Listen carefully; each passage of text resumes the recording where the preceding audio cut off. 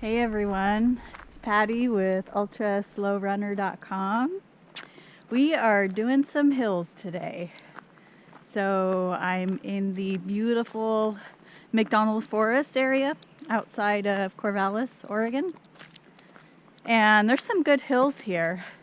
I don't have much around my house, so to get in some trails and some good hills, I do have to come down here. It's about a 45-minute drive, but it's worth it to do lots of quality training.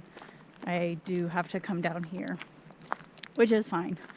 Right now I'm training for the Bigfoot 40 miler, and I'm looking forward to it. It's August 10th, so it's coming right up. I just have about another month of training to go. So the focus really is going to be hills because it's about 8,600 feet of climbing, which might seem flat to a lot of you, especially if you run in Colorado or someplace with high elevation and races with lots of elevation gain. But the most I've ever done is about 7,000 feet. So 86 is gonna seem like a lot. And also it's going to be a challenge for me because it's in August, which means it's probably going to be warm. And it's also, from what I can tell from, videos and photos of the race, it's a pretty exposed trail. And there's also, I believe, only 2 aid stations. So you're going quite a ways in between aid stations. And while they say there's some streams you can get water out of, I'm still going to have to carry quite a bit of water, which is fine. I'm training with that, so I should be prepared for that. And so it is going to be a challenge for me, but if you think of a lot of the things you want to accomplish, all your goals and dreams and things like that, it's pretty hard to get there without experiencing some discomfort and kind of moving through that and dealing with that to get where you want to be. So that's what this race means for me. I'm a little concerned with my training right now because really 20 miles should seem really easy, and it's not for some reason. So I'm concerned about that. But, I felt that way with my first 50 miler when I'd run a 20 miler or 25 miler or something like that, which I did quite a few of. That's when I started having doubts about being able to finish the race, because at that point 20 miles seemed, just horrible, and I didn't think I was going to make cutoff times and that I wasn't going to be able to finish.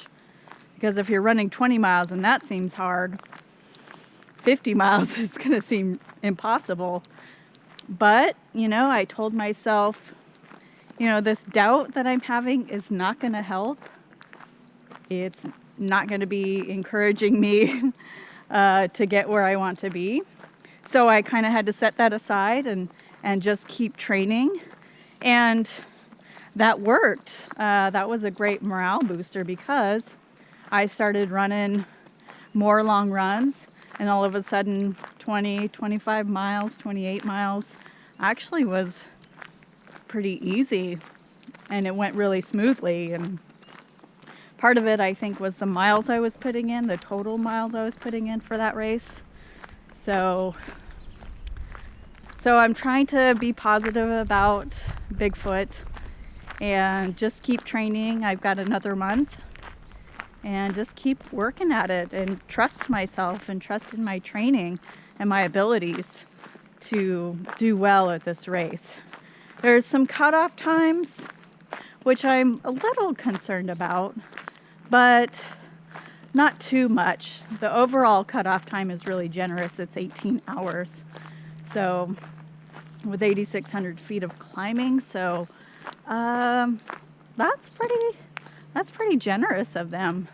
But it's just about making those cutoff times in between that, which I think if I really focus on hills and keep up my tempo runs and incorporate more long runs, I should be fine.